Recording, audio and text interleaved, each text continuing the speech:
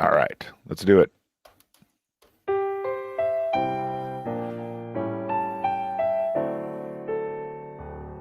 You're listening to the Back Home Network, presented by Home Field Apparel.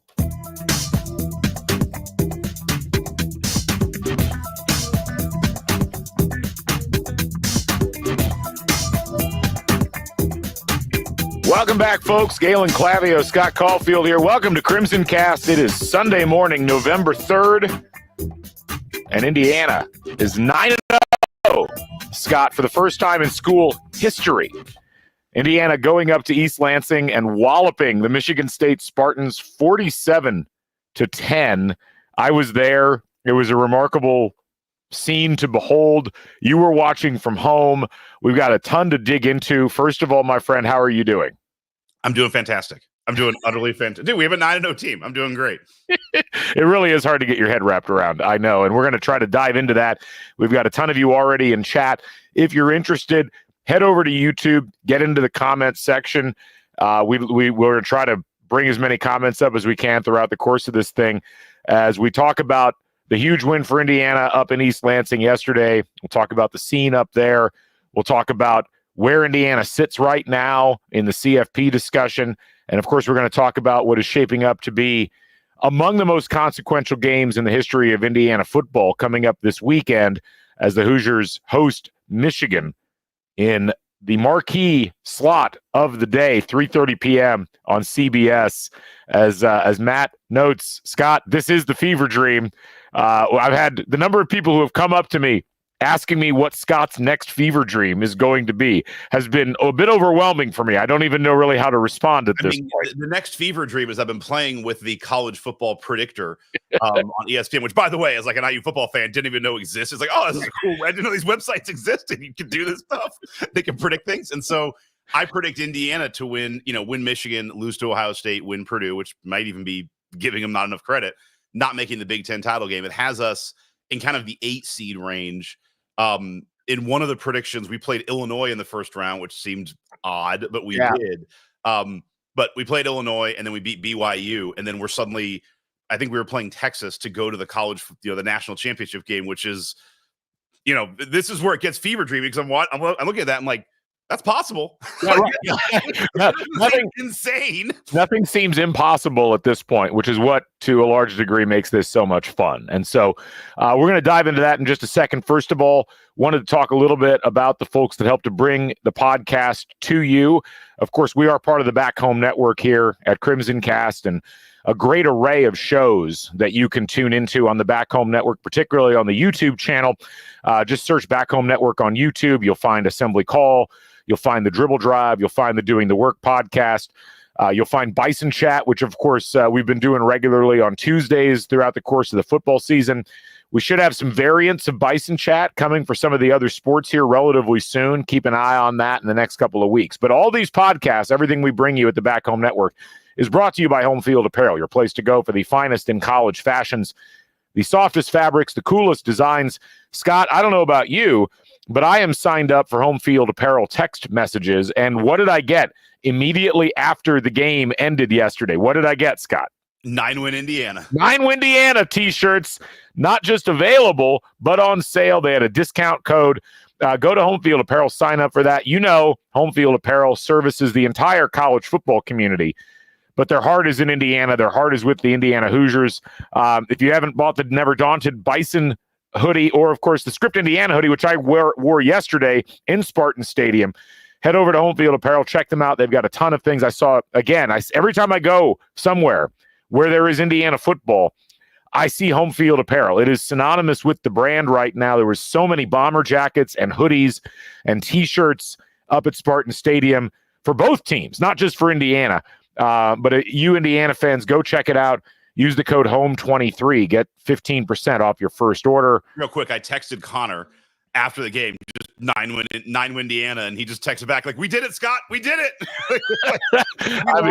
we launched the Saturn V rocket or something. Right. This is essentially from the Earth to the moon, the Indiana football version. So it's tremendous. And the thing is, I'm almost hesitant to buy one because 9-win Indiana feels like it's falling short of expectations at this point. Well, Connor's got more shirts. We got a 10-win Indiana, an 11-win Indiana, the college football playoff Indiana. Like, just keep them coming. Yeah. We're also brought to you this season on our football podcast by Hoosier Game Day Lager, brought to you by Upland Brewing Company. Hoosier Game Day Lager, the delightful, easy-drinking Vienna-style lager in the iconic candy-striped can. You can find it all across Memorial Stadium for football home games. You can find it at any place that Upland sells beer, including many of their in-person locations throughout central and southern Indiana. And, of course, you can find it at my tailgate if you stop by. We've always got a nice cachet of Hoosier Game Day Lager available. Go check out a Hoosier Game Day Lager today. It is a significant step up from those adjunct lagers that you get at the other concession stands. Again, Hoosier Game Day Lager, brought to you by Upland Brewing Company. Please drink responsibly. I have a Hoosier Lager. I can't wait. Let's hear it. And Daniel in the chat already asked, what did Robert think of yesterday's Indiana win? For those who don't know, one of my really good friends and neighbor, his name Robert, he went to Michigan State, and I have a whole bit on him and his view of it, which I think is interesting. But he was enjoying some of our Hoosier Game Day Lager. Like, we all had him out, and he's like, fine, I'll take one. And then he's drinking it, and then Indiana scores a touchdown, and kind of jokingly, he's like, this tastes like piss. But then immediately, wow. Just joking, but then he immediately grabs another one, opens it up, and like drinks 3 more throughout the game. Yeah. He's like, I hate this can. I hate it. It's awful, but kept drinking it. So he was joking that it was awful. It was not awful, but he kept indulging in the candy striped can, even as we were kicking the living shit out of his team. It was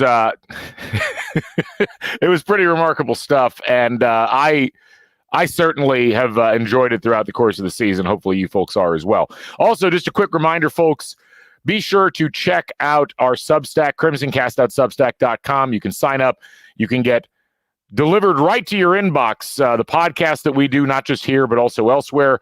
If you missed it, I was on Mind Your Banners earlier on this week. I've been on a couple of other shows. I imagine that's going to probably increase as we move forward, and we try to send all those out to you, as well as everything we do here at CrimsonCast. You can go subscribe. Again, it's free. There is a paid option if you'd like to help keep the lights on and help support the podcast.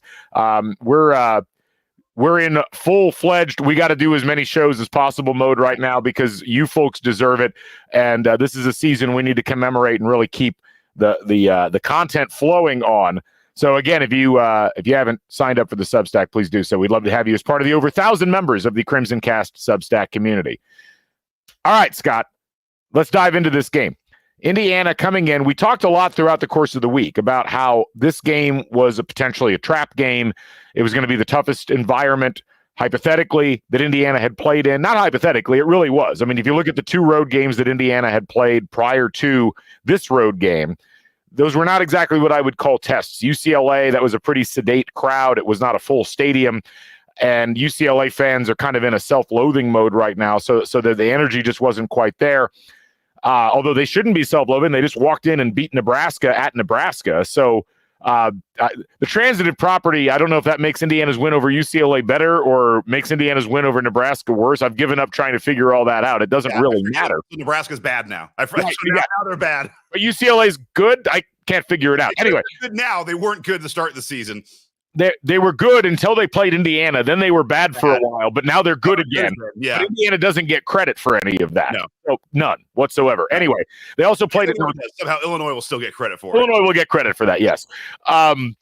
Indiana, of course, given the environment at Northwestern, that was a really interesting one, but there were a lot of IU fans in the stands. It was not a full Spartan Stadium, but it was a Spartan Stadium that was 80 to 90% Michigan State fans. So this was an environment, especially in the first quarter, where you kind of wondered, like, how would Indiana react coming off the big wins at home against Nebraska and Washington? How would they exist in that kind of a circumstance? And we've talked over and over again about how this Indiana team, it's so easy, and we've seen this happen with so many teams in college football and pro football and in other sports. It's easy to get caught up in what you're doing. It's easy to overlook an opponent. It's easy to put yourself in a position where you're not mentally prepared. And Indiana came out in this game, and frankly, Scott, they didn't look like they were ready to play. They had some tough early possessions on both sides of the ball. Michigan State, while they got a little bit lucky in spots, looked like they were moving the ball kind of at ease. And with about 2 minutes left in the first quarter, it's a 10-0 Michigan State. Indiana's given up their first points in the first quarter. They've trailed for the first time all season. And you're thinking to yourself, wow, Indiana's offense looks like they are not connecting with each other. They can't run the ball. Curtis Rourke's shaking his hand coming off the field. It's like this is not adding up as something that might be good for Indiana. And then Indiana goes into full death blossom mode and scores 47 unanswered points over the course of the last 3 quarters of play, absolutely smothers Michigan State in the crib, and picks up one of the largest road wins that Indiana's had in the Big Ten in a long, long time. Scott, I'll talk about my reflections from inside the stadium, but watching this game and watching that complete flip and how Indiana was playing, what was the reaction in the Caulfield household? Like, how were you processing all of this? I had a fantastic viewing experience. So my son is playing basketball and I'm coaching his team, and we had some scrimmages on Saturday. That my scrimmages started at 3:10 and went to 3:45-ish. And I was like, the minute we were done, like, all right, let's go, get in the car. I didn't trust Peacock to be able to watch DVR stuff just because that app is really, really poor. So I'm like, you know what? I'm going to miss a little bit of the first quarter. I will just miss it and pick up. And hopefully I don't miss much. We're down 10-0 as I'm driving home. And I'm like, oh God, this is unreal. And I had about probably 7 or 8 friends and neighbors coming over with their families. So we had a crew coming in. But the minute that I turned the game on was our first drive where we scored. So for me, I just watched a 47-0 game. Like, it was great. I didn't watch the 0-10 going down. It was unbelievable watching this team live and hearing, Robert's obviously a Michigan State fan. His take on the game was interesting because we talked about it beforehand, and he was like, look, this is a very Robert thing because he's very Michigan State focused, but I thought it was actually an interesting point. He's like, look, we're going to see what Indiana is, because when you look at Michigan State's record, the teams that are kind of mid that you would say, like maybe, Iowa or Michigan, they had close games, and, it was kind of Michigan State was able to do some things, and it was tight games. Like the teams that are the best in the Big Ten, Ohio State and Oregon, they kick the shit out of us. He's like, so if you guys beat us, that's great. If you have a hard time beating us, like, you're probably a top 25 team. It's like, if you kick our ass, you're probably a top 5 team. And that ended up kind of being the case. And, he was taken away, and me too, like the defense. Our offense is great. Our offense is methodical. It gets plays. He was joking, like every time Michigan State had us backed up like 3rd and 9, it's just like, slant. I know it. Here comes a slant. And it's like, yep, there's a slant for 16 yards. I mean, it was fun watching the life get pummeled out of him, but it's wild. We were arguing, like, what looked better? Was it the offensive line? Was it the defensive line? Was it the defense, or was it the offense? And the answer was like all of the above. Oh, not to mention the special teams, which also just completely, took over. It was awesome. It was just unbelievable. And, my high level takeaway is I'm kind of done even joking about the fever dream stuff. This team, I think of that Maryland game where Rourke comes out, I think throws 2 picks in 2 consecutive possessions, or 2 out of 3, or 2 picks very early, which, I almost want to like end saying it on this podcast. That's where the old IU fans like, oh my God, this is going to be a tough game. This game, I went back and watched, it would come out flat. We have 2 3-and-outs. In all previous histories of IU football, a game like that on the road that would have been a trap game where you're at another stadium, you give the other team life. It's like, all right, well, this is going to be a slog for the next 3 hours. Maybe we can get it to 10-7 and then we're fighting. And no, it's just like, nope, sorry. Like, sorry, coach, like, we'll get out of our haze and we will snap back. I really say this, I've never seen an IU team snap so quickly back to good like that. And so I'm done with the fever dream talk. I think we're going to beat Michigan. We obviously are going to beat Purdue. Like, this team urges you to have trust in them, and they require you, like, have trust. We are going to be just fine. But yeah, that switch is something unlike I've ever seen in a lot of college football, but definitely with an IU team. I think what's most remarkable from a statistical perspective for this team, looking at this game yesterday. So in the first quarter, as we talked about, Michigan State had 128 total yards on that quarter. They had 106 passing yards. They had 22 rushing yards. All that came in the first quarter. The next 3 quarters were so bad that they ended the game with 205 total yards. They only gained 99 yards total from the end of the first quarter to the end of the game. And they went from plus 22 rushing yards to negative 24 rushing yards in that same amount of time. If you look at some of the other statistics, they finished the game with negative 36 rushing yards. Right. Now, some of that is taking into account like sacking a punter and some sacks, but it's like, well, those count, and you're not supposed to do that as the other team. But back to the kind of, looking at like opponents, every other team Michigan State has played this year has averaged basically 120 or more yards rushing against them. Some, Iowa got 212. Ohio State held them to 47. Oregon held them to 49. We held them to negative 39. If you just look at that, and you take the teams off, it's like, all right, well, those are three really good teams. And then there's one team that has a phenomenal defense, and that's us. Negative 36 for a game is unreal. Yeah, if you look at what Michigan State did down the stretch, and I was texting with a couple of people about this. After the first two drives, Michigan State had ran 44 plays for 75 net yards. I mean, that is not, and I got to tell you, being in the stadium and watching the defense just snuff out Michigan State and what they were trying to do. I'll say this again. I said it on Twitter earlier, but I'll keep saying it. I've watched Indiana football for a long time. I can never remember a defensive line performance like what we saw out of the defensive line in that game.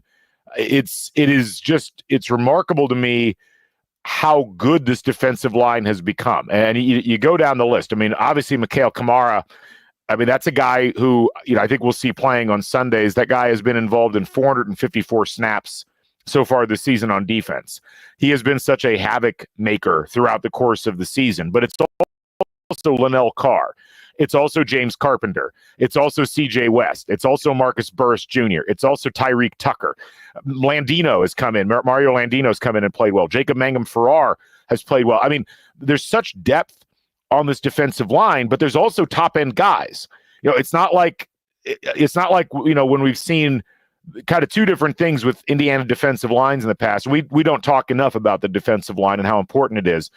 And actually, Matt Uhl kind of took where I was going with this, but like Adewale Ogunleye would do this for a half, but not necessarily consistently. But that's in large part because Adewale Ogunleye didn't have teammates playing at this high of a level next to him in most games. Adewale Ogunleye didn't have depth behind him where he could take a couple of snaps off, get himself recharged, and get back out there. The lines, and we've talked about this for I don't know how long, Scott. The lines, we've always said, like, this is where Indiana struggles to recruit, struggles to attract talent, and now it looks like, kind of, if you really want to put it in a historical context, has struggled to effectively coach this talent, because they've always looked like they've come up short against not just the Michigans and the Ohio States, but the Michigan States and the Iowas and teams like that. And what this coaching staff has done and what these players have done to mold what a lot of people were worried was going to be a weak link into among the strongest units that we've seen. And for them to do that on the road against a team that was considered dangerous, a team that had beaten Iowa by 12 points, a team that had been at least somewhat competitive in most of the games that they played, except for the Ohio State game, just on the defensive side, that is really remarkable to me. And to watch them be able to create as much havoc as they created in this contest is, I'm running out of superlatives to talk through how impressive it really is. If you haven't read Bite Size Bison recap yet, you absolutely should. You should be subscribed to Bite Size Bison, bitesizebison.substack.com. We'll have Taylor on later this week to help preview the Michigan game. But I'm going to steal something from his EPA roundup. Indiana recorded a havoc rate of 26%, which was in the 99th percentile of all the performances that any defense turned in last year.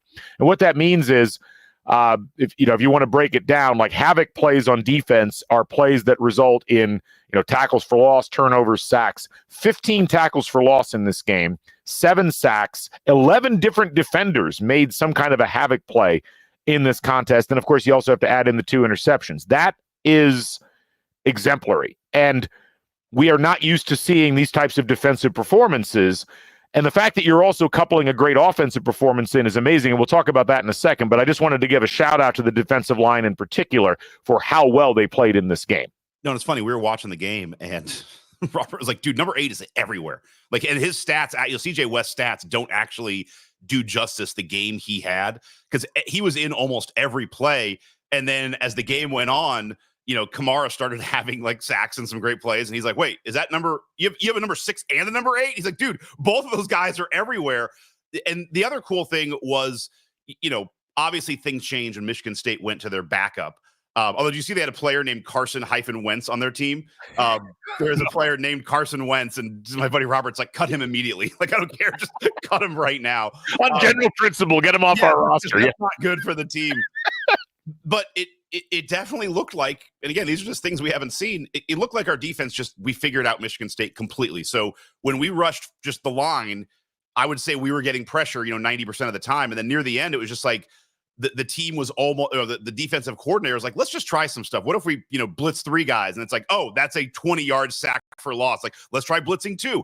One of the last plays, they blitzed everybody. They were just like, let's just get them. And it's really cool to see that aggressiveness, but it definitely felt as if they were almost trying out some things they're going to use later on, because it was like, this is a game where we've been able to set the difficulty level to freshmen. This is, we are easy. We know what we're doing. This team is broken. We have them figured out, and we're just going to try a couple of jailbreaks. And this looked like a game that we've seen Indiana be on the other side of hundreds of times, where our quarterback goes out, we go to our backup, suddenly we're not able to do anything, and the other team just stomps us into oblivion. We did it, man. We did it on the road.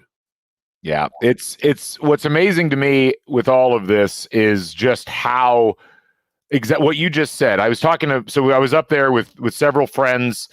IU Artifacts drove up with me. Austin Render drove up with me. We saw Sam Rumsa up there. We saw a ton of you folks in the audience, which I'll get to a little bit later. But I was sitting there with Sam and with IU Artifacts and with Austin, and I was like, this is a reverse Indiana game. Yep. I have seen Indiana on the wrong side of this game more times than I can count, where you go up by a score or 2 against an opponent that you are not expected to win against. Everybody gets excited. The Michigan State students are chanting overrated at IU at the end of the first quarter.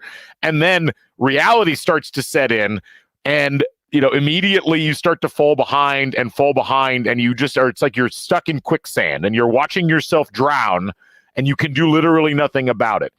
And that is exactly what Indiana just did to Michigan State. But that is what Michigan State and many other teams have done to Indiana over and over and over again. And I'll note that comment you just popped up from Tanner about, and it's funny because, like, being in the stands, nobody was really that upset. The Michigan State fans were not that upset with running up the score because they understood. They've done that to us before. Right.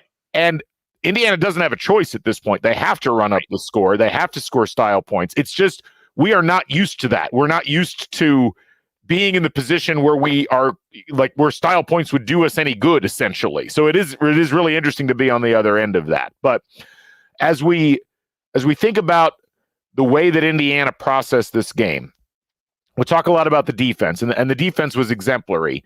And I really wanted to shine a light on them in this because of just how hard they made it on Michigan State. Tommy Schuster has to be questioning, like, life decisions at this point. That guy comes in after Aiden Childs gets knocked out of the game, and he could do nothing. And he looked absolutely terrified every time he took a snap. And it was just like it built on every snap, where it's like, he's like, please do not call a passing play. Right. Please let me hand the ball off to somebody. But they couldn't, because a lot of Will Levis throw there too, where he's going down and just chucks it. Yeah.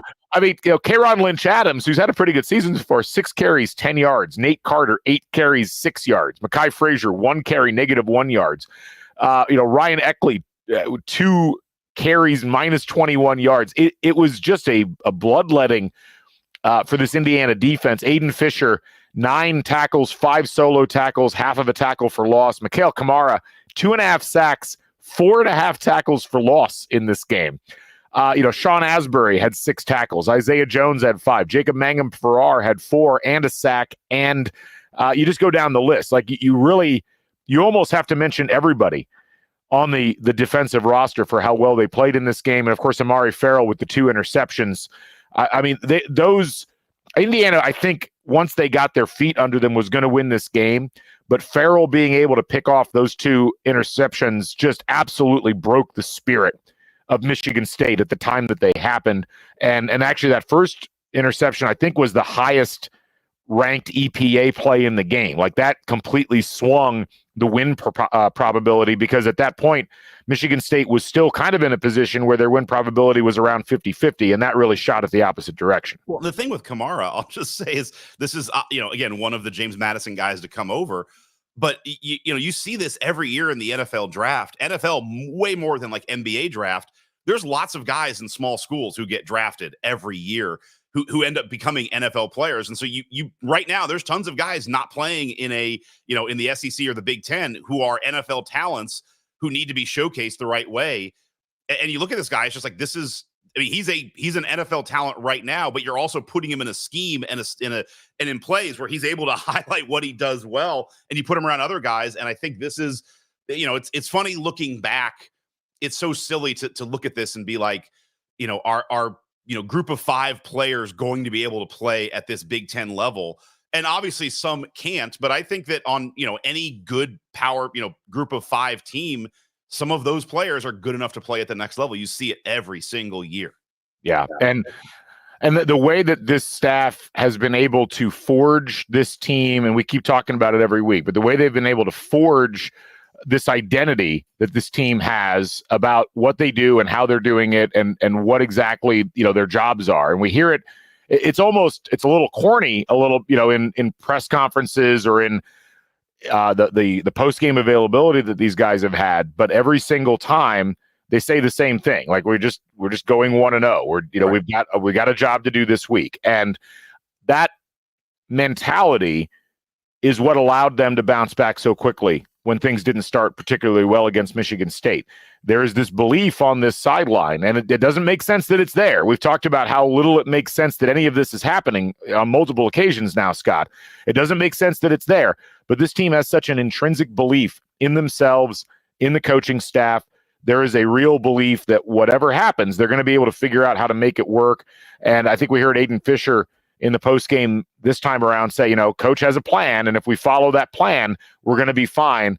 That is exactly what you want out of a team. It is incredibly hard to keep a team with that mentality throughout the course of a season. And it's even more incredible to have a cobbled together team, roster pieces from various spots. And as you said, guys that have come up from a level that isn't supposed to be able to compete with the Big Ten or with other power conferences, and look at what they've done so far in all 3 phases of the game. Well, I personally keep going back to Tom Allen's coaching tenure, but you have to, because it is just a 180 in, how calm and collected Signet and this staff is, that they don't get too high and they don't get too low.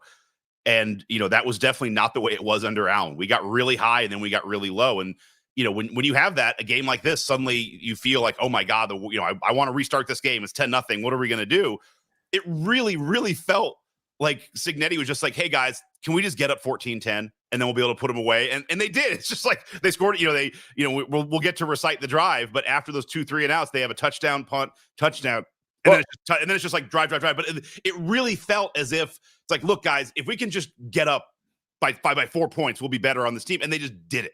Yeah. And they're so calm and collected, and they get high, they get fired up and excited. Then it's like right back down. Like their blood pressure is a standing rate of 62 beats a minute, and it doesn't matter what's happening. And you go back to, again, I referenced it earlier, the 2 back-to-back interceptions against Maryland. Any other season, we're talking about that for the entire season of like, God, do you remember that? Like, if you just change that differently, you can forget it because we won that game by 24 points. This is a game you're never going to remember, 2 or 3, you probably will, but 2 or 3 years from now, it's like, you're not gonna be like, oh my God, that was so close. We were down 10-0. We're nervous. Like, no, it's just a complete ass kicking in Spartan Stadium. But any other year, this would have been something we would have talked about for the entire podcast, about how you can't get off to this rough start. You can't put your team in this position. They had to really claw and fight for that game. And it becomes kind of this 50-50 toss-up game where it's going to go. No, they turn the corner. Like, let's just get up 14-10. And then we can just put the foot on the pedal and just be done with it. Yeah.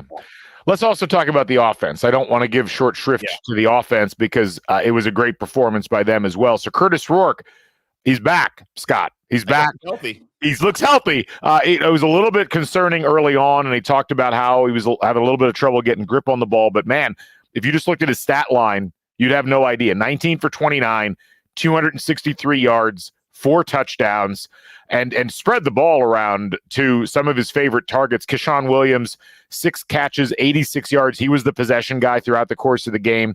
Elijah Surratt, he's back. Scott, 4 catches, 59 yards, 2 touchdowns, including a great catch in the end zone in the second half. Miles Price, 3 for 42 and a touchdown. Omar Cooper, only 1 catch for 21 yards, but Omar Cooper, that amazing 16-yard touchdown run in the second half, which I don't even think we properly got to celebrate because, A, you couldn't believe it was happening as it was happening. You kept waiting for him to go down. He just never went down. He kept going. And B, like, there was a penalty thrown, and we're like, oh, that's got to be coming back. And then they're like, nope, not a block in the back. It's a touchdown. So I feel bad Omar didn't get a chance to celebrate that more than he did because it was one of the more amazing runs we've seen so far this season. Indiana, they only ran the ball 129 yards on 29 carries, which that's not as good, certainly, as what they did against Washington. But I think it illustrates what we were trying to talk about on the pregame podcast on Thursday, which is that the way to beat Michigan State was not running at them. The way to beat Michigan State was to throw the ball against them because they were bad against the pass. All the advanced metrics said that. And it took a little bit of time. There were a couple of drops early, but once Indiana found its rhythm with Rourke and the receivers, you didn't need the running game. And that was really where Indiana disintegrated Michigan State's defense for their part. And again, it's what's fascinating to me and what is so invigorating about this coaching staff and the way that this team plays is that they've now won back-to-back games, Washington and Michigan State, using 2 entirely different approaches offensively. They went ground and pound, downhill running against Washington and put that game away. They go to the air again against Michigan State, and they put this game away. This level of versatility, this ability to adjust on the fly, this ability to game plan and know what their opponents can and can't do and to exploit those weaknesses, again, Scott, is not something that we are really used to.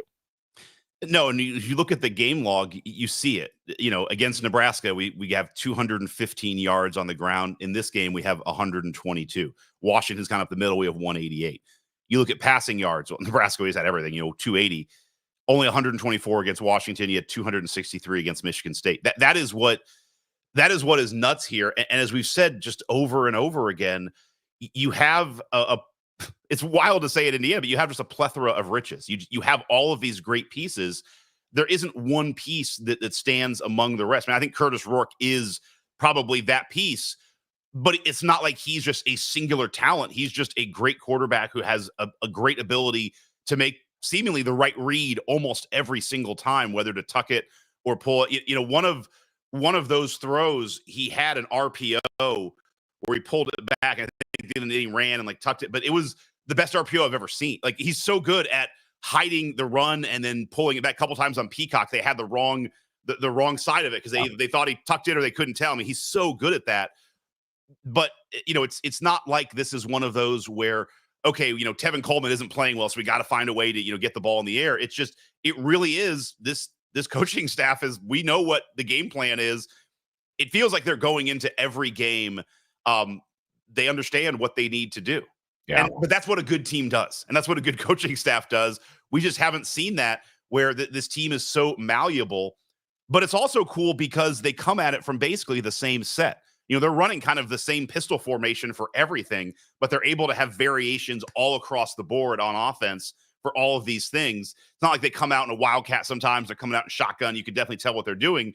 They're basically running the same starting set and then having hundreds of plays off of that, which is, again, this is not anything amazing for a college football team, but it is amazing for an Indiana college football team. I don't know. I think it's pretty amazing for any college football team. This is one of the most efficient offenses that we've seen in the last 5 years of college football. Stop, end sentence. This is not like, oh, this is great for Indiana. This is great.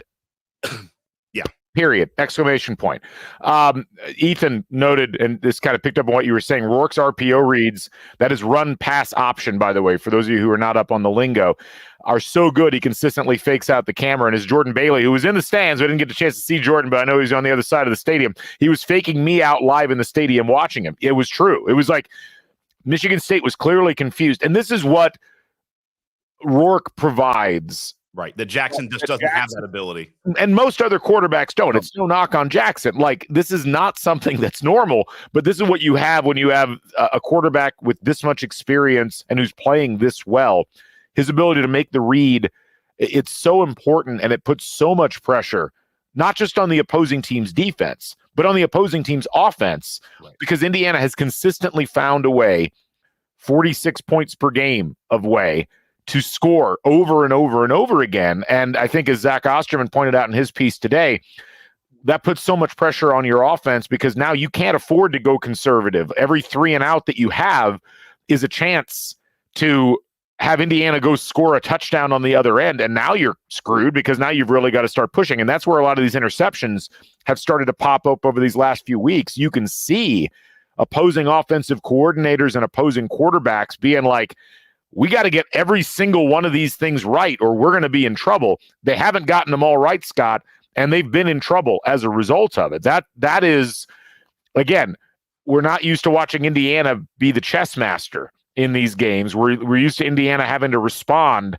and to be on the front foot, even in this game. I mean, when Michigan State had to settle for that field goal on that first drive, I was like, okay, this is actually good because it's going to put more pressure on Michigan State down the line. And I mean, it ended up not mattering, but that's the kind of thing where, you know, they probably hated having to settle for that field goal because they knew they were going to have to continually score touchdowns against this Indiana team.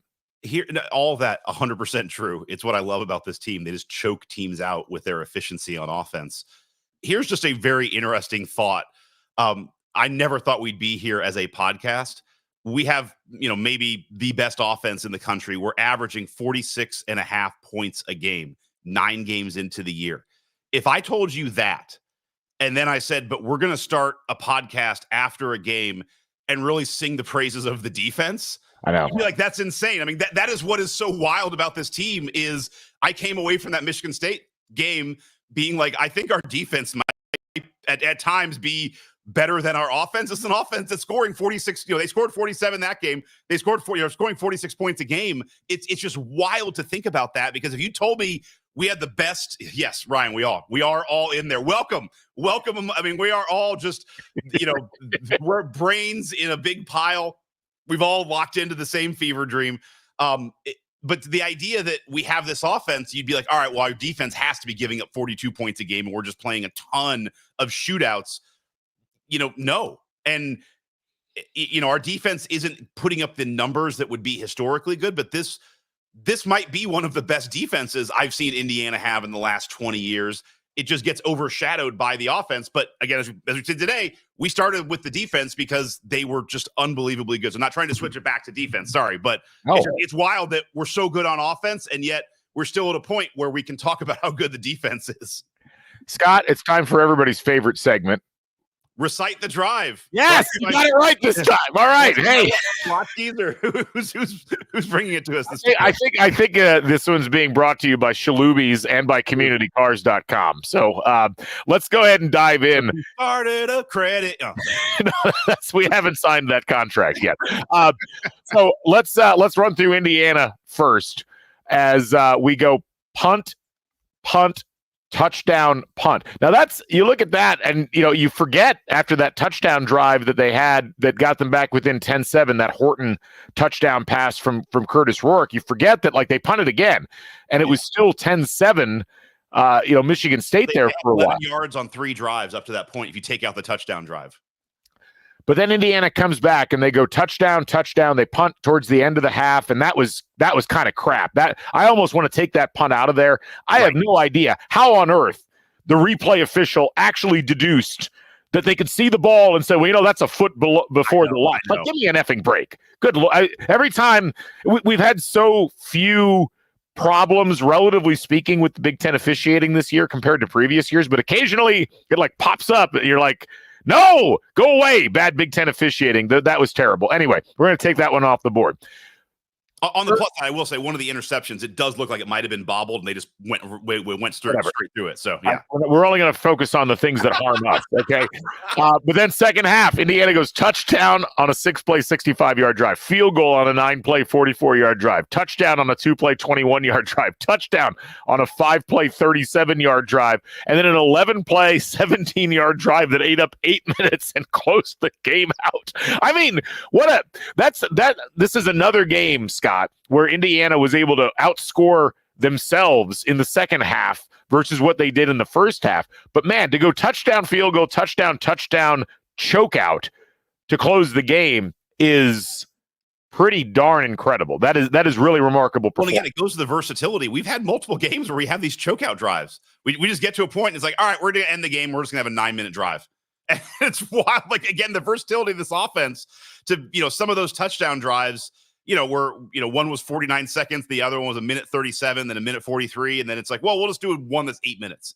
Like, we'll just go ahead and just end the game by holding the ball for 2/3 of the fourth quarter. But we've done that multiple times. It's unbelievable that this. It's just unreal, man. It's unreal to see an IU team doing this and just putting their foot on the. There's a world where. I do wonder, like, should you have gone for just 56 or 63? Just kept going and going and going. I think at that point, you have your backups in. It's just like, let's go. But you still that's the thing. You did a chokeout drive with all your backups in. And that was the thing. I mean, they had so many backups in on defense on those last couple of drives for Michigan State. And Michigan State on those 2 drives went 3 plays, negative 19 yards. And then they had to punt on a 6-play, 23-yard drive because they just weren't getting anything going. If you go through Michigan State's drives, here we go. 8 plays, 52 yards, field goal. 13 plays, 71 yards, touchdown. And then the sun went down on Michigan State. And they go 3 play, 26-yard, interception. 5 plays, 20 yards, punt. 3 plays, 1 yard, interception. 3 plays, 5 yards, punt. 3 plays, 13 yards, end of half. 4 plays, negative 14 yards, block, punt, safety. 8 plays, 30 yards, turnover on downs. 6 plays, negative 4 yards, turnover on downs. 3 plays, negative 19 yards, punt. 6 plays, 23 yards, punt. That needs an NC-17 rating. that collection of drives, my God. I mean, talk to your children about that. Goodness. Yeah, that was not nice. And the thing is, you can't even say this happened. All the interception happened when Childs was in there. So it's not like, the backup went in and you're just playing a scared tentative backup. All the interceptions happened when their starter was in. It was just all of the negative 44-yard sacks when their backup was in.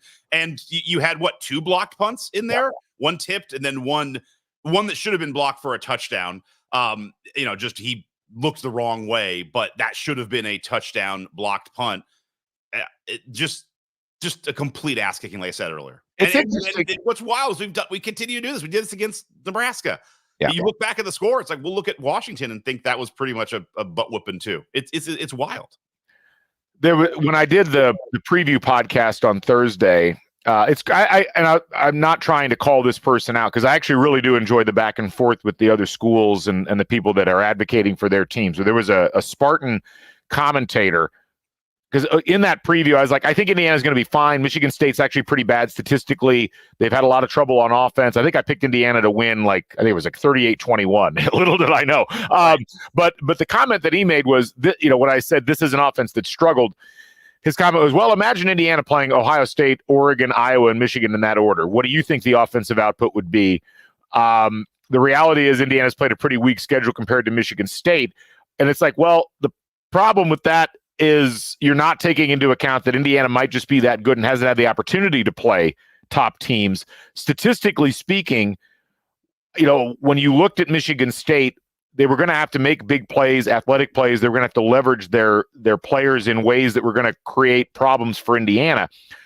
And they just couldn't do it. And I think what makes this game such a fascinating product is just how much Indiana was able to gum up what Michigan State did. As much as I was not critical, but just pointing out that Michigan State had struggled on offense, they haven't struggled on offense to this degree all season. Right. Like, this was just another level.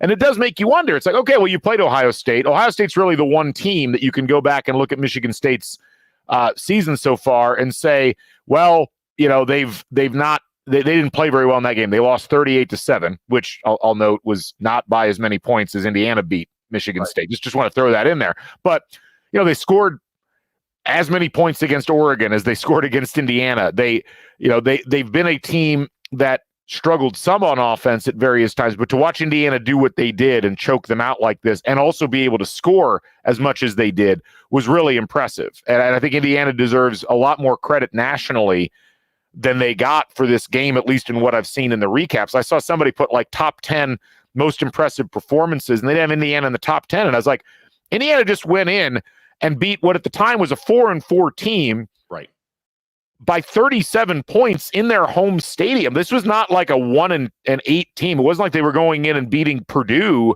or somebody like that at this point in the season. Like, this is a Michigan State team that's got some bounce. It's a Michigan State team that is probably going to make a bowl. They've got Illinois, Purdue, and Rutgers the rest of the way. They only need to win 2 of those 3. I mean, to smack that team around by 37 points, there's a level of impressiveness to this that Indiana fans realize. And I think Indiana media have really started to embrace. I'm talking about the independent media, but nationally, they're still not getting credit for doing this, because when they win these games, it's like, well, now that team must have sucked because Indiana did this to them. Not Indiana took that team and stole their soul, which is really what it's felt like has happened in these last 3 games. They have gone in there. Look at what Washington did. I mean, is that Washington team bad? Not that USC is necessarily great in terms of record, but they're 17th in FPI. Washington, yes, they're playing at home, but that was a competitive game that Washington beat USC. Indiana did not let Washington feel like they had a chance in that game for the last 25 minutes. At some point, Indiana needs to get some kind of credit for being as dominant in these games as they've been. I was saying this yesterday, that if you just look at Penn State, they did play Ohio State. They played them at home, I might add. And we are going to play Ohio State, so we'll get there. Look at the rest of Penn State's schedule. I mean, Penn State started the season ranked 5th, so that's why they're ranked so high. But you look at the rest of their schedule: at West Virginia, Bowling Green, Kent State, Illinois, UCLA, at Southern Cal, at Wisconsin, and then Ohio State. None of those games, I think there's connections to what IU has done all across the way. Yes, they play, Illinois is ranked. I would say that they're kind of in the same category, phylum as Nebraska. Penn State beat them 21-7. We beat the hell out of Nebraska, like 57, whatever, 3 or whatever. If you just swap those 2, it's going to be really annoying if we come out with the rankings today and we're not ahead of Penn State, which will probably might be the case just because they started ranked ahead of us. But you start looking at other teams outside of Georgia, who's just played everybody. You look at other teams around the country. Nobody else is playing a murderer's row. They'll have 1 or 2 really tough games. And by the way, we still have an Ohio State game coming up, so we're still going to play those games. It is annoying, but it also, just keep winning, keep going. I think this week, not to jump ahead, but this week is going to be key, because I don't think Michigan's very good, but they have that name recognition. They have the name, the Michigan. I think we're going to get way more credit for beating Michigan than we will for, having beat Maryland. But I'm not sure there are really any different teams outside of just the helmet and the logo that we're used to seeing. Well, Ari Wasserman had a great tweet yesterday where he said, like, Indiana has been free money in the betting world for the whole season. Every spread. Solely because of the logo on the side of the helmet. Right. I mean, that's the thing. And it is interesting, and we'll talk about the Michigan game here in a second. There's a couple of the reflections I want to get about the Michigan State game, but Indiana did open as like an 11.5 or 12.5 point favorite against Michigan, which is the first time Indiana's been favored against Michigan since 1968, I think it is. But to put this Michigan State game into one last piece of context, and I just double checked this with Greg Campbell, the sports information director for IU. Indiana wins by 37 points on the road in a Big Ten game. Now, we've talked a lot about how hard it has been for Indiana to win any games on the road in the Big Ten. And just to highlight that, I actually have a chart, a spreadsheet that Scott has seen that I've been cultivating over the years.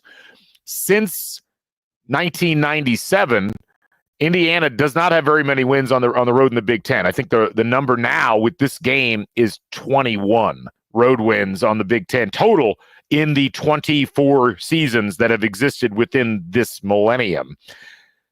This was the largest margin of victory for Indiana in a road game in the Big Ten since 1988. That was the season that they beat Purdue at Ross-Ade 52-7.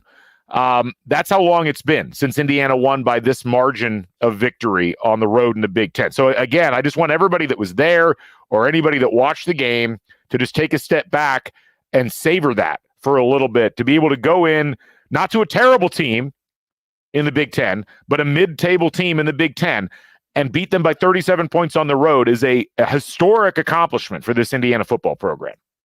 I'm letting that just sit. You said it perfectly. I agree. Yes. I also want to just a little bit talk about the crowd that was there beforehand. We had an interesting drive up to East Lansing. The Michigan Department of Transportation, for whatever reason, decided to just close Interstate 69 between the part, well, it was not the entire length, but like about a 6-mile stretch between the border and Lansing, which involved a lot of taking side roads and things like that. I'd never been to East Lansing before. And I got to say, the people were very friendly. I was really impressed with how friendly the people were. They've leapt into my top 2 in friendly road fan bases, at least for traveling. Iowa number 1? Nebraska. Those folks were incredibly friendly when we were there, at least the people that we saw. But the Michigan State people were generally really friendly. Although their students need to work on their insult game. Like, I was walking out of the parking lot. We were walking through the little residential area north of where that commercial strip is. And, there's some dudes on the lawn across, and they yell across the street, "Hey, the salon is that way." And I'm like, what? I'm assuming they're referring to the hair, but I mean, come on, you got to come up with some better burns than that. Like, that's not going to, I'm going to be like, thank you. I'm going to go get a rinse and, maybe a little bit off the top before I go into the stadium. We were at a bar with a bunch of IU fans ahead of the game. That was a lot of fun. Got a chance to hook up with some of our friends. Saw Jordan Brock out there. Saw several people. There was one gentleman that I met whose name is escaping me while I'm on the pod here, but has been to like 105 IU football games in a row, which, man, I bow to that person and their perseverance. Including road games. Yeah, they've been to. Wow. Right. That's part of the IU athletic staff. Like, is it? No, is he paid to do it? Being paid to do this. Saw so many great people in the stands. We had Lucas came up and said hi to me in the stands. It was great to see Lucas, and just a ton of people that we took pictures with in the end zone.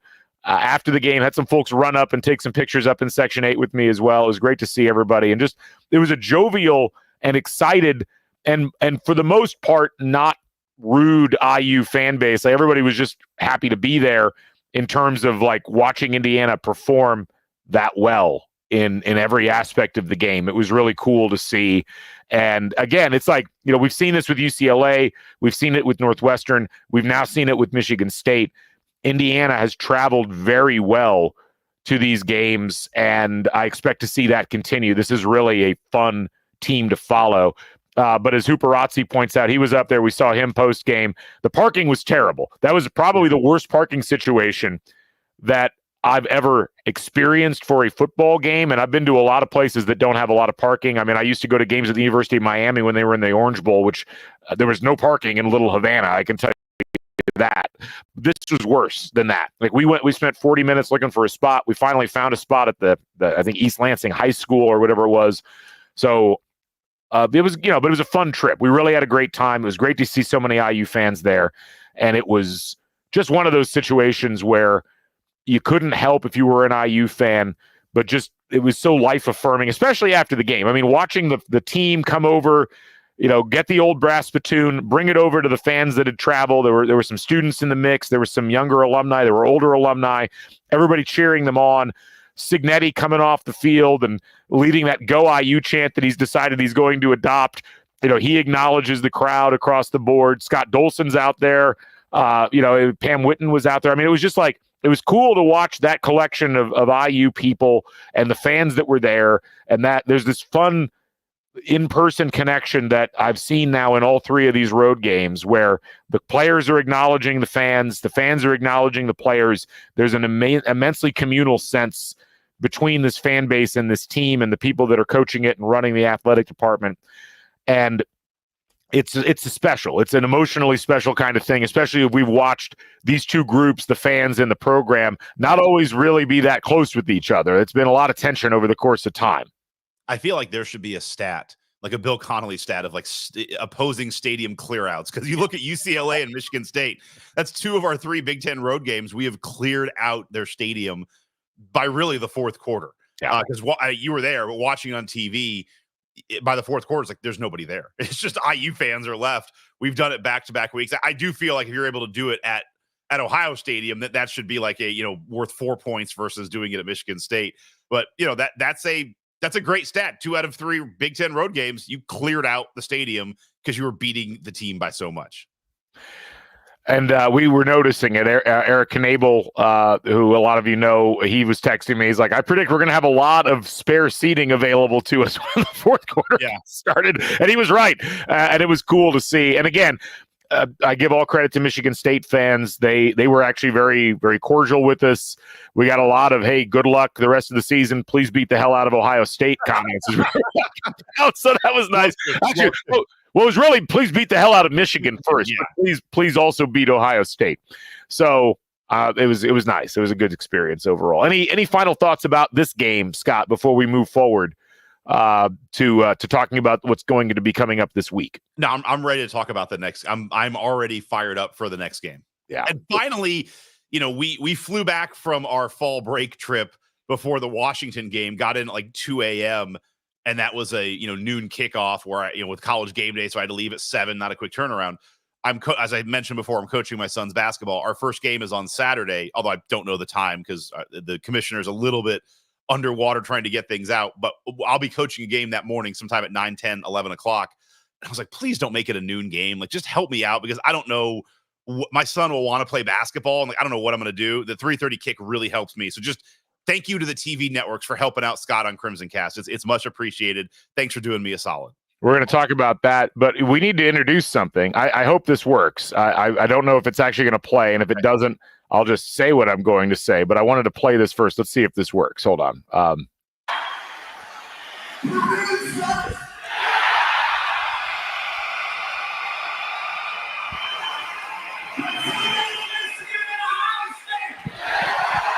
I'm not sure if that actually came through. That was, of course, it's still playing in the background. Just play it on a loop. But that is Signet, of course, saying back in December, Purdue sucks, but so does Michigan and Ohio State. Scott, I don't know if you've checked the schedule, but that's our last 3 games. Hold on. I am going to declare officially this is suck month. I'd like to welcome everybody to Suck Month. We're playing the 3 teams that Curt Signet highlighted in that clip as we go down the stretch here with Indiana already 9-0. Welcome to Suck Month. I welcome you to it. How you feeling, Scott? I'm ready to suck. Please don't clip that. I'm ready for them to suck, I think is the answer you're looking for. Us to kick some ass. I mentioned this on an earlier pod. It might have been one of the Crimson Caches. When I first heard Signet say that, it was awesome. But I also just thought, all right, that is, our rival, and then you're just picking 2 of the top teams in the Big Ten. I'm past the point of I'm giving Signet credit for everything. Our schedule was out at that point. I wonder, and I really do think he might have looked at it and been like, maybe we're going to be 9-0 going into those last 3 games. And those are our last 3 games, and those are the teams that all suck.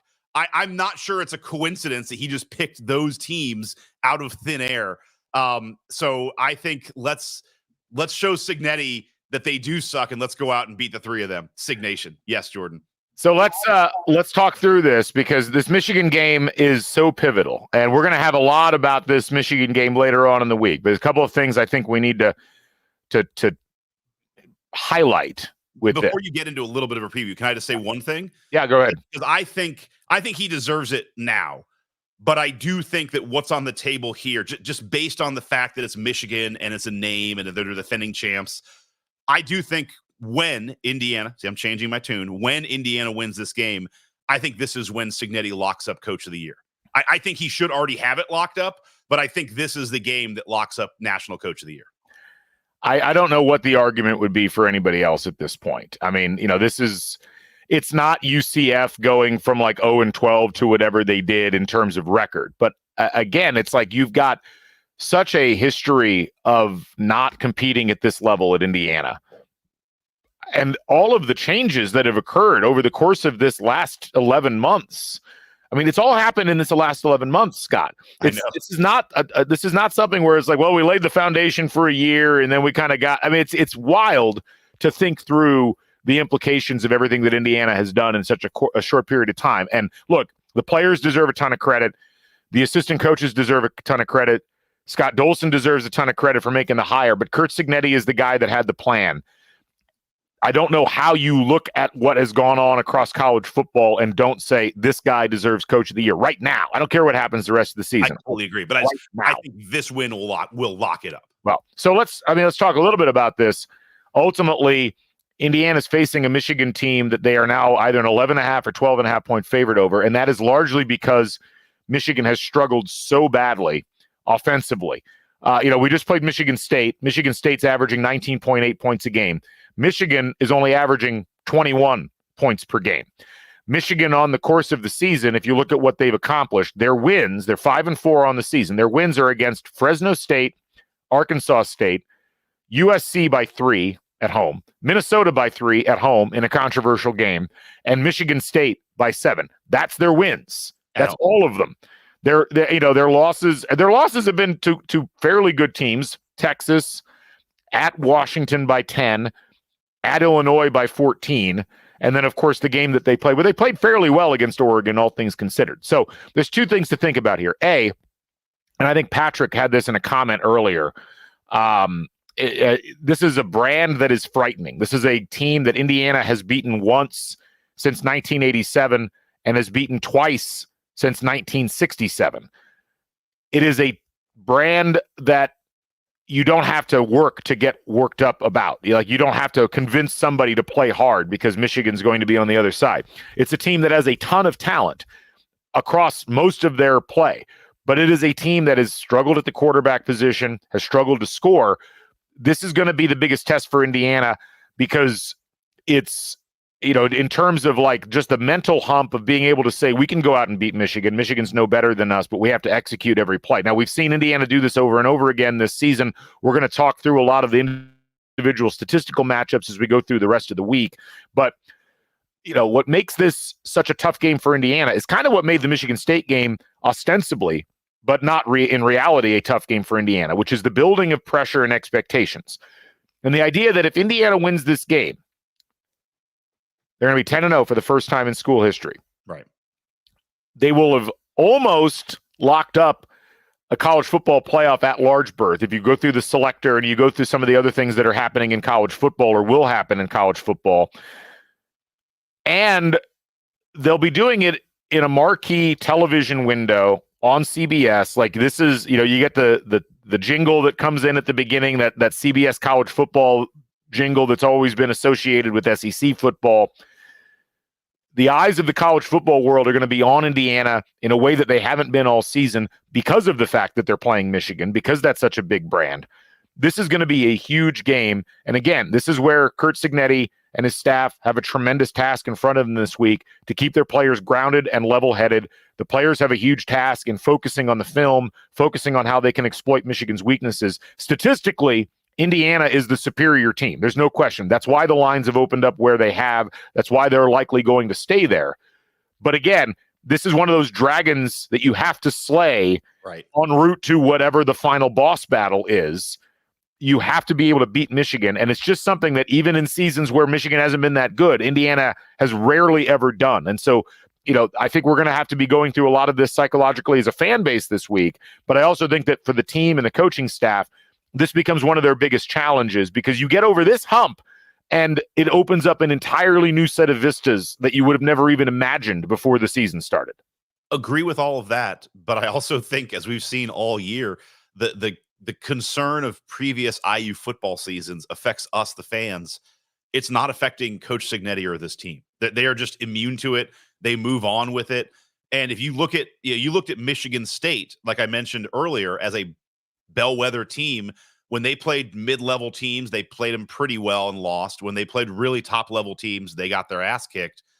You look at Michigan, it's the same thing. They beat bad teams when they play good teams like Texas, Washington, Illinois, and Oregon, the best teams on their schedule, they have lost. So you look at this, and it really,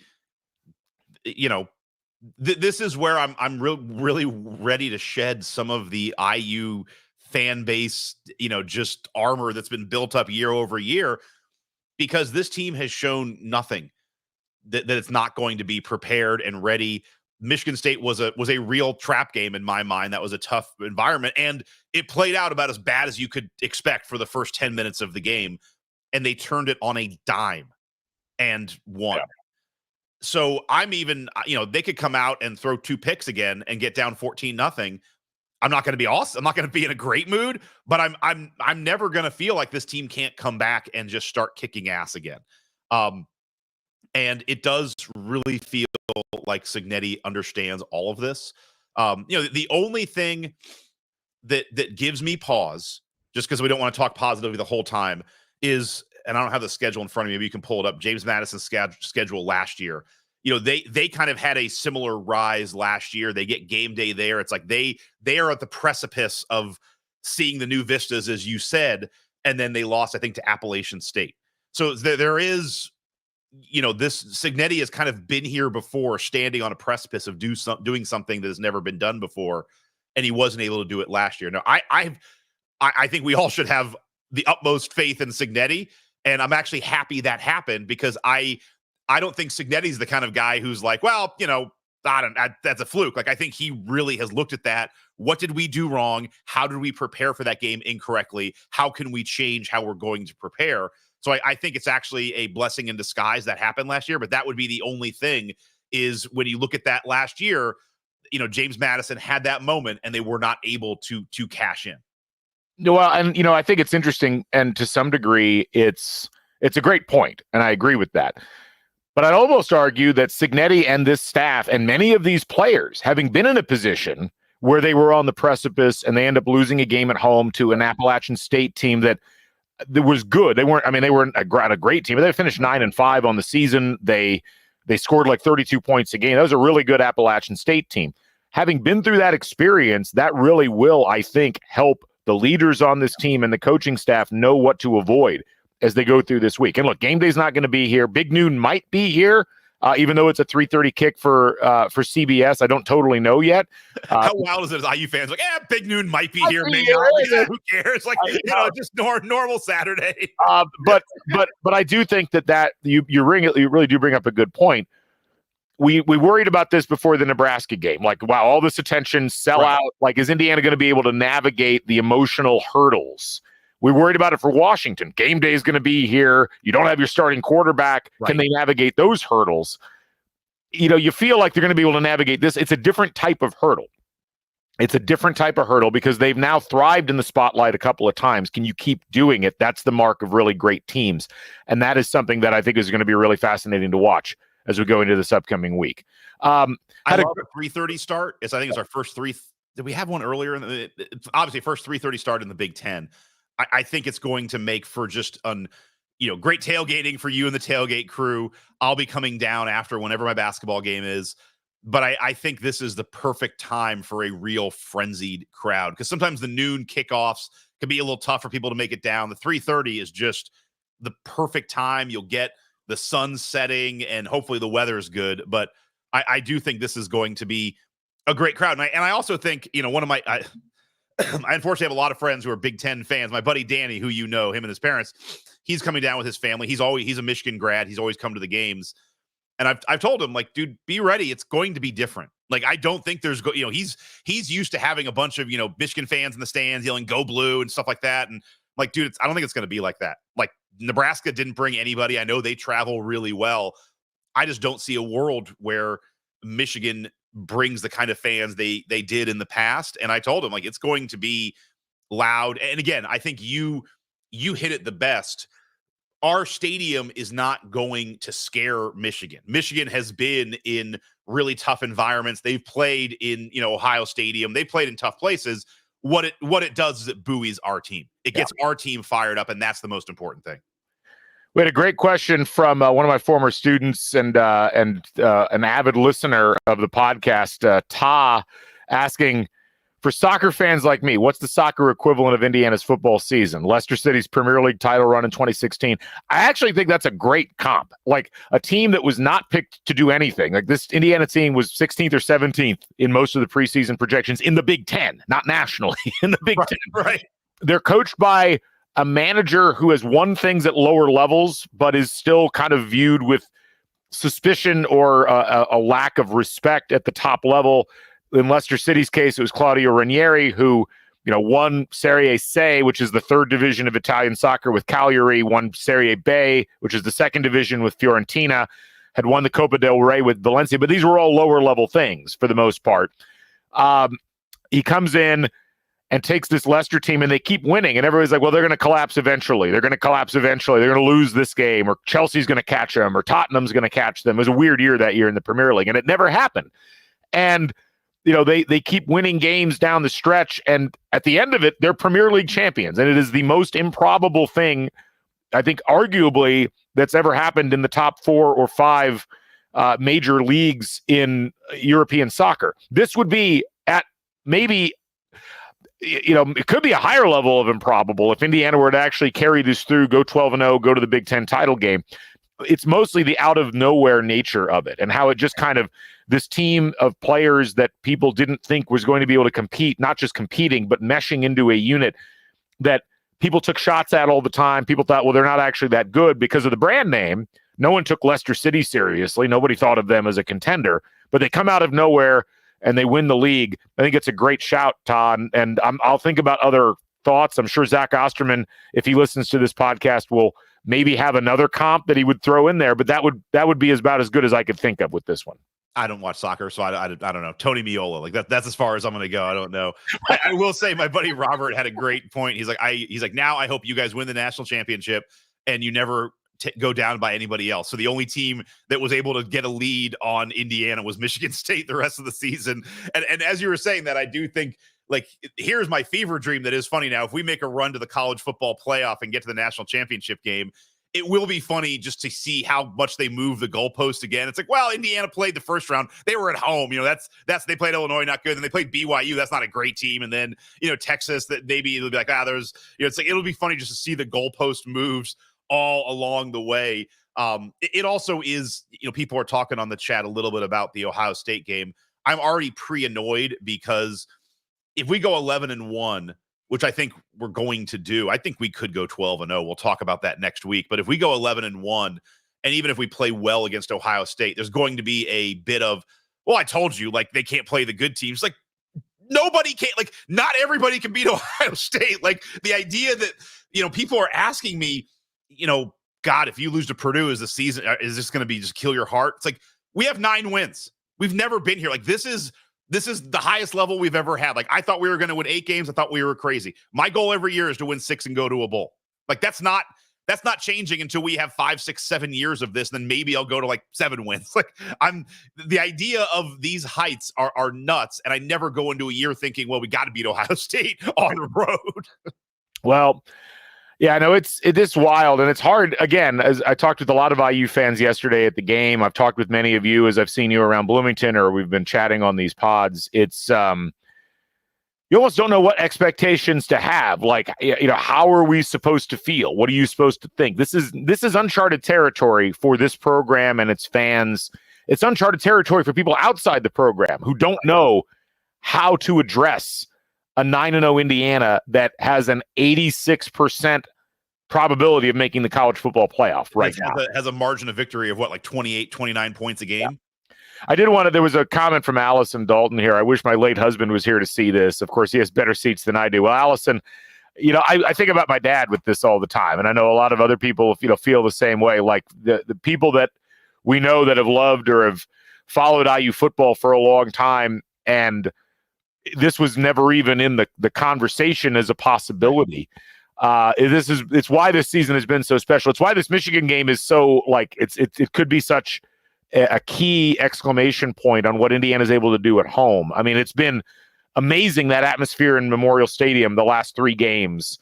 This one is going to even top that because there is such a psychological thing that you have with Michigan, and they have been the tormentors for so long. And to come in And this is why this game is to some degree kind of a concern, but it's also one where you kind of have to have confidence that the coaching staff and the players are going to figure it out. But like for IU fans and the ones that are no longer with us who have been through all of these seasons that have been so terrible, to be in this position and watch this, you just wish everybody that ever loved IU football that you ever spent time with was able to enjoy it the way that you're able to enjoy it in person like this. Completely agree. I also, again, this is, embarrassment of riches, asking for too much.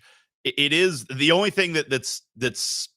It's not the right word, although it is suck month. The only thing that's about these games is we're not going to have that moment. This has been such a great season where we can, rush the field or take down the goalpost. I almost think, given the history, if we're ranked, 9th or 10th in the country and we beat a 5-3 Michigan team, you can't rush the field. But it does feel like that's the only thing we didn't get this year, is that one statement game. And in a way, this is it. And if you beat Michigan for exactly all the reasons that you said, there's a world where it's like, storm the field, man. Like this is the culmination of everything. And normally the ranked team doesn't storm over beating a non-ranked team, but these are not normal circumstances. And Michigan really is that bugaboo for us. Yeah. It's them and Ohio State. And you got a real opportunity here during Suck Month. Yeah. To right a lot of historical wrongs. It's man, what a circumstance. Let's Matt Uhl question. Another towel design. Oh, yeah. What do you think the towel is going to be? So we had stay up and study or whatever, or don't study. There was the Signet. Study later, Scott. Study later. And there's the Signet, just the great Signet, Marlboro. Do you think they go back to one of those two, or you think we're getting a different one for that in Purdue? I have been given advance notice on the towel. I'm not going to reveal it here. I want it to be a surprise when it is revealed by the athletic department. So it's a good one, is all I'll say. It's a good one. CrimsonCast, Recite the Drive. Recite the Drive's towel would be amazing, although probably would be better suited for like a home game against like Indiana State or something like that. Yeah. So let's dive into the CFP stuff before we wrap up. We're going to go another 10 minutes or so here, but the first college football playoff reveal show is this Tuesday. And no one really knows what we're going to see in this, but we do know that Indiana is going to be in the college football playoff rankings somewhere, which that's a big story in and of itself. Now, if you go to the College Football Power Index on ESPN, which we refer to often, and you sort the teams and their percentage chance of making the playoff, I want to note the following. The team that has the best chance of making the playoff right now, according to this, is Oregon, 95.6% chance. Miami is second at 92.8% chance to make the playoff. Georgia is third, 92.3%. Ohio State's fourth at 91.3%. Indiana's fifth has an 86.6% chance to make the playoff, which is a higher probability than Texas, Tennessee, Penn State, Boise State, BYU, Notre Dame, Alabama, SMU, Ole Miss, Iowa State, or LSU. Indiana has a better than 4 out of 5 chance going the rest of the way to make the playoff. And again, as we've talked about, it's not just about what Indiana's doing. It's about what everybody else is doing as well. Right. What we'll see moving forward is going to be interesting. But Scott, if you were if you were home like you were after watching the IU game, or if you were like me driving back and listening on Sirius XM to the games going on around the country, yesterday was a really good day for Indiana football when it came to the college football playoff. Iowa State loses at home to an unranked Texas Tech team. Texas A&M loses on the road bad to South Carolina. You had Penn State lost, which was a big one, obviously. You had Clemson, which is a huge one, loses at home decisively to Louisville. And now Tennessee struggled a little bit. They ended up winning that game. It would have been a perfect night if Tennessee had somehow lost that game to Kentucky. But what you see right now, just based on the numbers and based on what we think the College Football Playoff Committee will do, Indiana is in really good shape if they can take care of business over these next 3 games. And as Zach Osterman pointed out, like now it's if you can beat Michigan and you can beat Purdue, then it's a matter of, well, your ceiling rises with the Ohio State game. But it's not like you're out of the college football playoff if you lose to Ohio State. Like, that's where Indiana is at right now in this whole mix.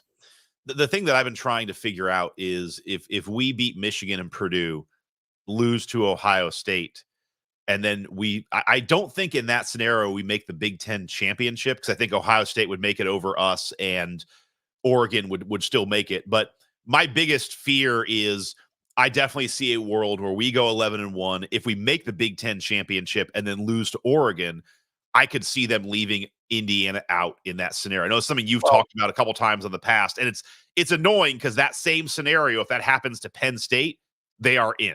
This is where the brand hurts you. And again, we're going to be in the best bowl we've ever been in, whether we make the CFP or not. But that to me is probably the worst case scenario. Is you're letting the voters have a choice, and I think they might leave us out. But again, there's a lot of pieces that have to happen between now and then. So I'm going to run through some things real quick. I tried to make a graphic out of this morning. I couldn't. I might be able to share it in notes form, though, on screen for those of you that are watching along. And for those who are not, you'll have to take my word for it. Hold on a second.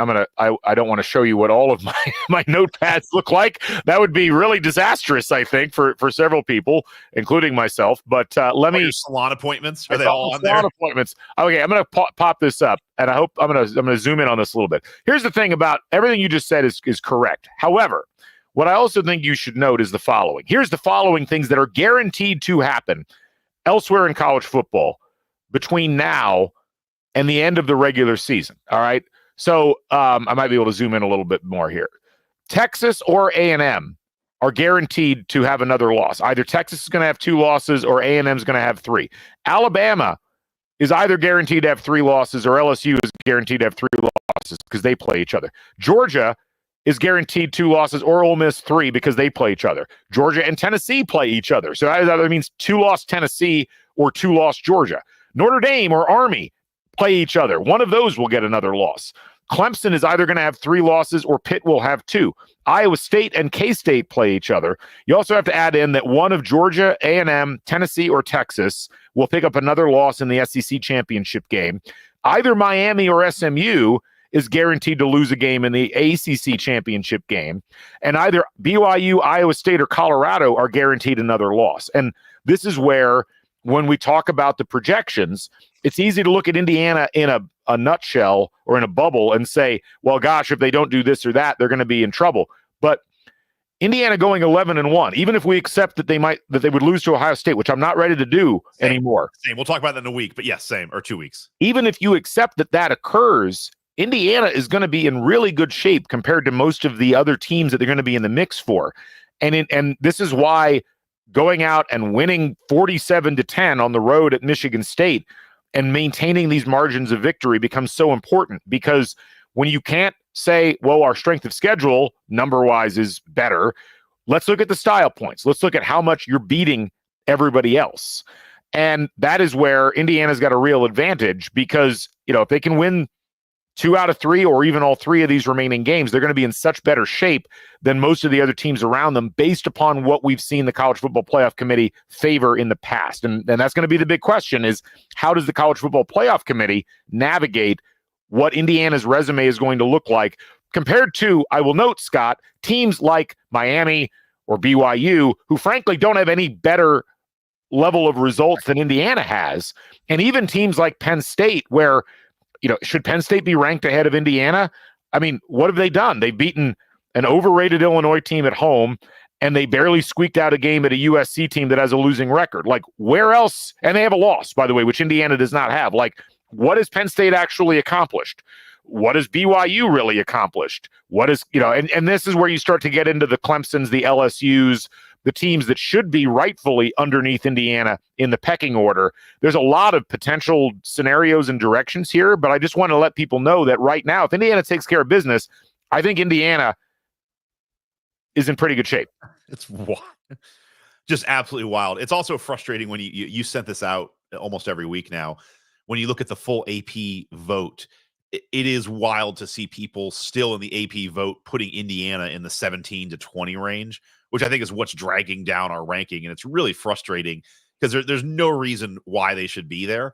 But I agree with you. I think this is, we should jump Clemson. We should jump Iowa State. We should jump Texas A&M. Just those alone makes us 10th in the country. And then I really think we should jump a couple of those one-loss teams. Like I'll ask you this, where do you think we are ranked after this week going into the Michigan game? I think it should probably be 6 or 7, but it'll probably be 8 or 9. So I went through and tried to anticipate what the pollsters as a whole were going to do, given the results we saw. Right now, I think Indiana is going to end up 9th in the poll this week. So I have it Oregon, Georgia, Ohio State, Miami, Texas as the top 5, and then Tennessee, Notre Dame, who does not deserve to be 7th, BYU, who does not deserve to be 8th, Indiana 9th, and Penn State 10th. I won't be shocked if they rank Penn State ahead of Indiana, and it's Penn State 9 and Indiana 10. And then I got Boise State, Alabama, Ole Miss, SMU, Iowa State rounding out the top 15. That would be how I think it will go. I don't know what possible justification you could have at this point to rank Iowa State or Clemson ahead of Indiana, given the results that occurred over the course of the weekend. I don't know how you would rank Texas A&M ahead of Indiana, based upon what happened this weekend. They're already ranked ahead of Alabama. They're already ranked ahead of Boise State. Nothing that happened this weekend should change that. I could see them doing something stupid, like putting Ole Miss in the top 10. Right. But I really think Indiana is going to be in that 9-10 range. Brett McMurphy's poll, the writer from the Action Network, had them at 7th. I think, the question for Indiana's had pollsters voting them. Yeah, like 4, 5, 6. 4, 5, 6. But they've also got people voting them 17, 18. Right. At some point, those people are going to have to turn on a television and watch football. Maybe they'll see the error of their ways. But just look at the records. All right, Clemson's 6-2. At some point. And again, it's there's so much moving of the goalposts among the pollsters. And this is where I'm really interested in what the CFP committee does. Because as Tanner points out in the comments, people keep talking about how weak Indiana's schedule is, but they didn't lose to Northern Illinois at home. Right. They didn't lose to Kentucky. They didn't lose to Arkansas. They didn't lose to Vanderbilt. They haven't been like Miami, where they've needed the officials to gift them 2 games in order to maintain an undefeated status. So that is where ultimately, I'm really curious to see what the CFP does. We know that the AP poll, the voters there, some of them are undaunted. Some of them are very daunted. We just need to get the ones that are daunted to be slightly less daunted as we move forward here. Because while the polls are BS, as Bull points out in the comments, they're not totally BS because the polls indicate public perception. And at the end of the day, the committee is not a room of computers. Right. It's the committee is a room of people, and those people have the AP list somewhere on their desk. Correct. So that is going to be the big question mark. And while the poll is functionally useless, it is useful in terms of the framing of how teams exist within people's minds, and people matter in this equation. And that's just something that I think we need to keep in mind as IU fans. I also think, one of the things we should really be shooting for is it would be great to host one of those first college playoff games in Memorial Stadium. This is wild. I think us getting a bye, we're back into fever dream territory. But I mean, you beat Ohio State, you're now in bye territory. Now all you got to do is win the Big Ten title. But I do think 11-1, with tie breaks being out of the Big Ten title game, I think that's enough to get you a home game in the first round of the college football playoff, which is wild. Yeah. We were discussing at one of the tailgates last week, if you have that, it'll be middle of December. Obviously, you play it in Memorial Stadium, but the idea just kind of, thinking of is there any world where you move it to Lucas Oil just for the weather conditions and just trying to do it. And it's just what I don't even know the rules of this. Does it have to be at the home site? I had not thought to learn the rules of the college football playoff and how things are going to happen. And now we are there. But as you said, it all comes down to beating Michigan, because I don't think Michigan is any better than Nebraska or Washington, but they are a name brand, and that will hold a lot of weight. And I think we beat Michigan the same way we beat Michigan State or Nebraska, we'll see a huge jump in the rankings. Probably that's been deserved for 4 or 5 weeks, but people will just see that. And some people who aren't watching the games, it was funny. Last night, went over to some other friend's house to just have some drinks. We're staying up late. One of the TVs just had Sports Center on, and no highlights of the Indiana-Michigan State game. It's all the South Carolina game. It's all the Ohio State-Penn State game.